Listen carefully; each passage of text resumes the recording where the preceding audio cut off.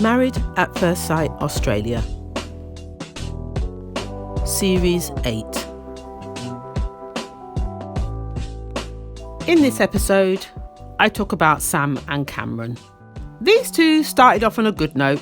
The wedding went swimmingly up until they had their photographs taken. Yes, their photographs taken. Then all the questions under the sun came. On paper, they looked compatible, especially when we talk about the hard-working, the driven personalities in their career. However, Cameron soon found out that Sam was a mother of two and a divorcee. Yes. That, you can see, came as a shock to him. Even though he says he wants children, I'm not sure he wanted a ready-made family. Dear me. Going back to the reception, you could see things were a little bit awkward, but he tried to play it off like, yeah, I can deal with this. The thing is, he's lived a very structured life for so long, been very selfish, not have to think about anybody else. I'm not too sure this is going to be as easy as he thinks. As we go into the honeymoon, now we start to see the cracks beginning to show. Just before that, they took a nice little cruise on the river and they had a lovely dinner on this riverboat. So the whole setting was very romantic. The mood was set. Yeah, you know where I'm going with this. When talking to the camera, she said she had a lot of chemistry for him. Now she's just waiting for him to show her, initiate the kiss that he wants her. That's what she said. She said that's all she needed was the kiss. Because that's a start for her. She turned around and said, he's all she's ever dreamed of. Let me tell you, this girl is in Fantasy Island right now. Lovely setting, don't get me wrong. Lovely setting. But she hasn't had a lot of relationships to know how to navigate.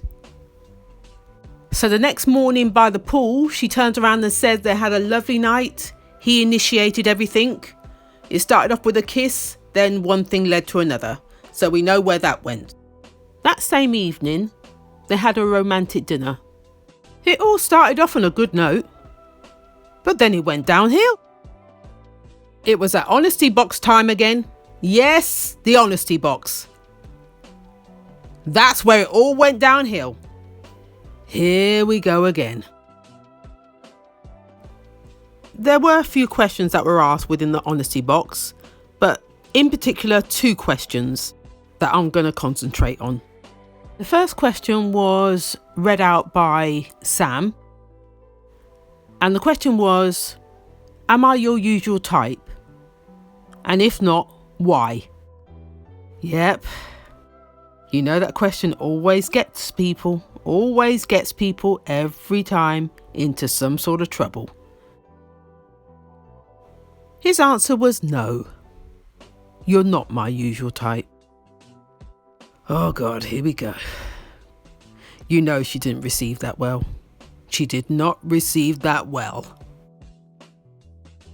Initially, when he said no, I presumed he was going to talk about her looks. But he then proceeded to say that he's into more of the athletic type woman. Yeah, that's really what he was saying. Someone that's into keep fit, very active, etc, etc, etc. Her answer to that was, I'm never going to be that type of person. And she couldn't understand why he wouldn't be attracted to her. From her point of view, she seemed to be coming from the ideal of looks rather than the activities. While he was more about activities rather than looks.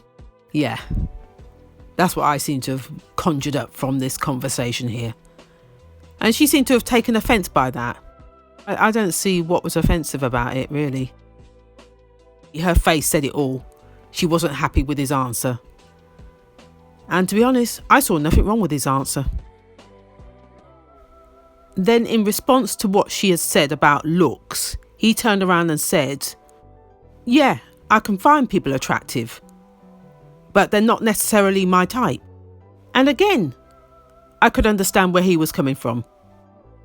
He then went on to say that she would be somebody he would approach, but not necessarily date. Now that's where I believe he went wrong. Yes, that's where he went wrong. Because the way I interpret that is she's good enough for a one-night stand, but not for a relationship. And that's where I can see the body language starts to change. He then goes on to say that he came into this process with an open mind. Before he could say anything further, she turned around and said, no, you didn't. She then goes on to say that you didn't think you'd be matched with somebody like me physically. I don't go to the gym. I'm not a fitness fanatic, etc., etc. His reply behind that was, but what I have been matched with is someone I wouldn't normally go for, which is me having an open mind. I get what he's saying. I do. It was at that point she paused. She had no words to come behind that.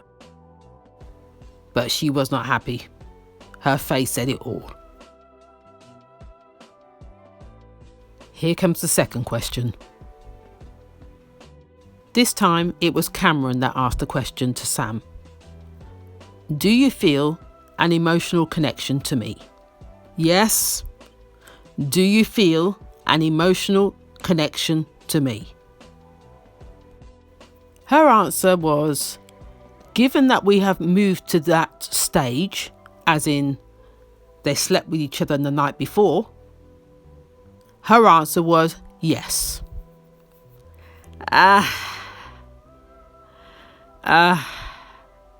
This is where I'm talking about the naivety. She hasn't had a lot of relationships before that. Before getting with her husband for the 9-10 years that she's with him for. She doesn't know how to navigate around that sleeping with somebody, emotional connection and all that. That takes time, especially for men. Especially for men. Now, when it came to his turn to answer that question, he took a sip of his wine first. So you know this wasn't going to be pretty. I knew this wasn't going to be pretty. His answer was no. She had to ask him the question again because I don't think she felt that he answered it correctly. So she asked the question again. You don't feel an emotional connection with me? And he turned around and said, no, I don't. I could see it in her face. She was not expecting that. Her answer behind that was, I struggle with that. How can you sleep with somebody and not have an emotional connection? This is exactly what I'm saying. Exactly what I'm saying. Men can do it at a drop of a hat. There does not have to be any emotional connection at all. This is what she hasn't learnt. This is what she hasn't learnt. Dear. Sammy. You've got a lot to learn. She hasn't had much experience with dating, so she hasn't got a clue how to navigate. Hasn't got a clue. She's living in this storybook fairy tale that Prince Charming's going to sweep her up and we're going to live happily ever after. She's got that scenario in her head. Real life is not like that. She then goes on to say that she would expect the emotional connection to come first before sleeping with someone. Back in the old days, that was the case. But not anymore. I'm sorry to say, those days are no longer. Those days are done.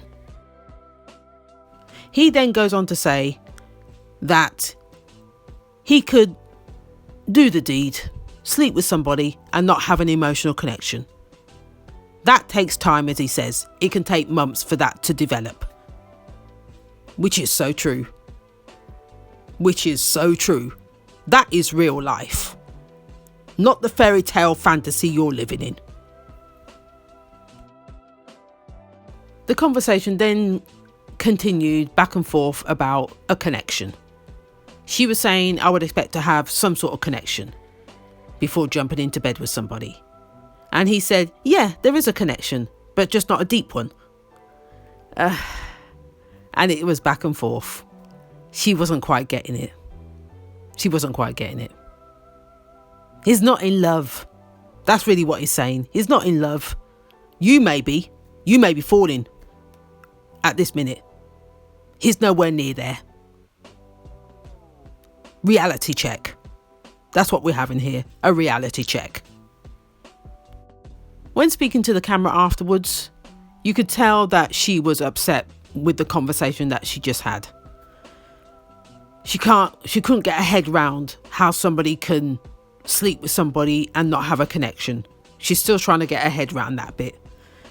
Oh dear, Sammy. Oh, I don't know how to explain it any further. I really don't. She also said that she was looking for somebody that was ready. He turned around and said, ready for what? Oh dear. Oh dear. Just even the way he said it shows that he's not into her. Just the way he said it told me he's not into her. She also said that she's been vulnerable enough.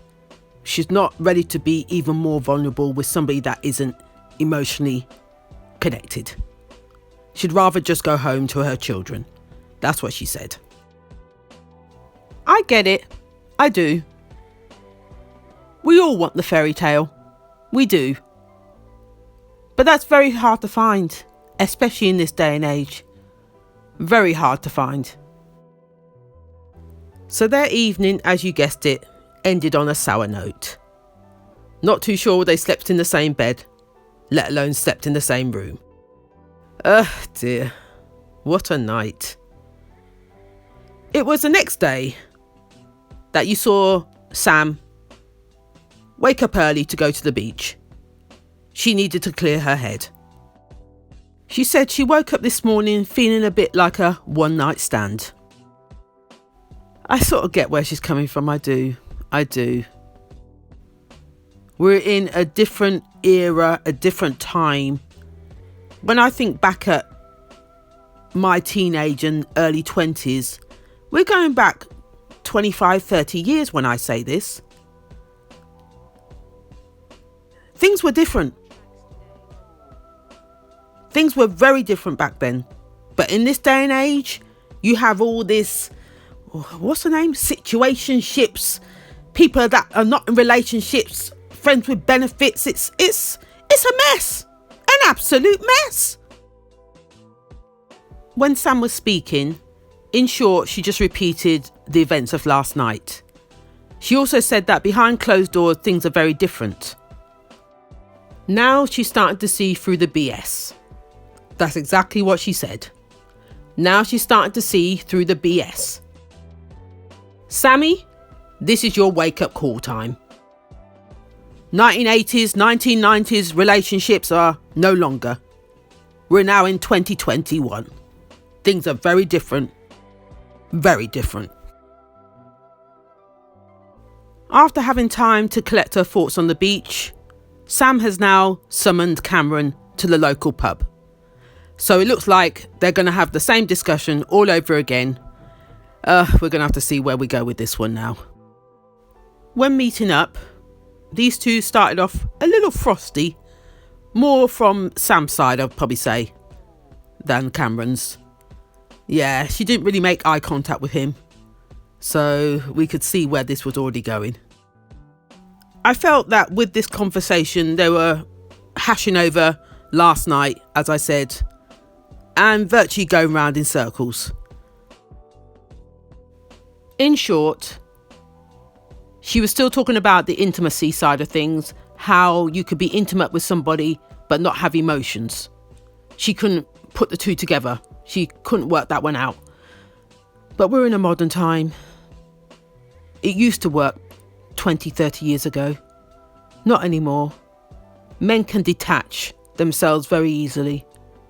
It's sorry to say. It is. So, again, we're moving with the modern times here. We're 2021. She needs to catch up. And as far as she's concerned, the way she looked at this was very much, you treated me like a one-night stand. And I get it. I do. I really do. What we have now is what we call situationships, friends with benefits, no strings attached. Oh, I can't think of all the names, but you know where I'm going with this. No commitment. But as he said, the honesty box was there for a reason. He's trying to be as honest as possible. So he wasn't trying to brag his way through it or put on a facade. None of that, which I have to give him props for that. Just be honest. She just wasn't ready to receive it. That's really what that was about. And my personal view of him is that he's been a single man for so long, playing the field. I don't think he's ready for the commitment or the work that's involved in being in a serious relationship just yet. Yeah, that's how I look at him. He's not into her. He's not looking for the ready-made family either. That's my view anyway. When it came to them sleeping together, he did turn around and say to her, you had a choice to say no.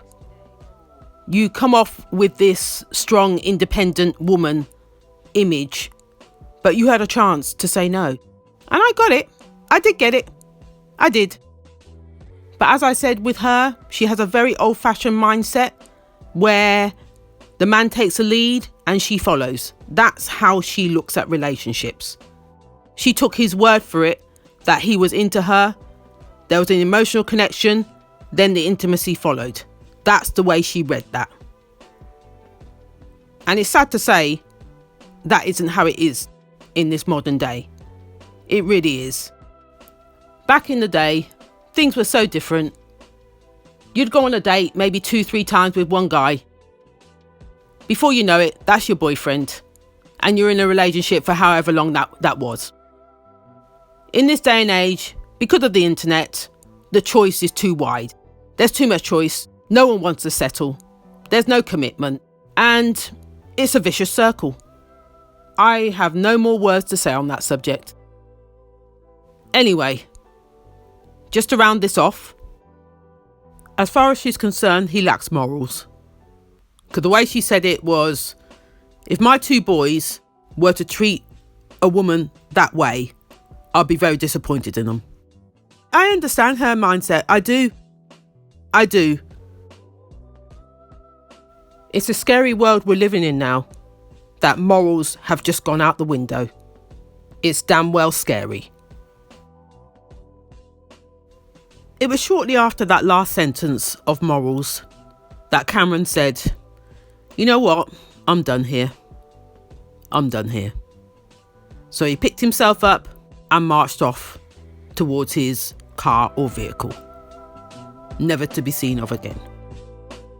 Leaving Sam sat there by herself, alone, distressed, upset. Oh dear. She's saying she can't see a future. I don't know how he's going to be able to turn this around. His chance to turn that around would have been with the conversation they just had. But, as she said, I can't see a future. Yep, that's what she said. She can't see a way out of this. This isn't going to work. Her last words were, he's a weak man. At the end of the day, he's a weak man. So on that note, I'm going to leave it here. If you like what you've heard, please like, comment and subscribe. Till next time.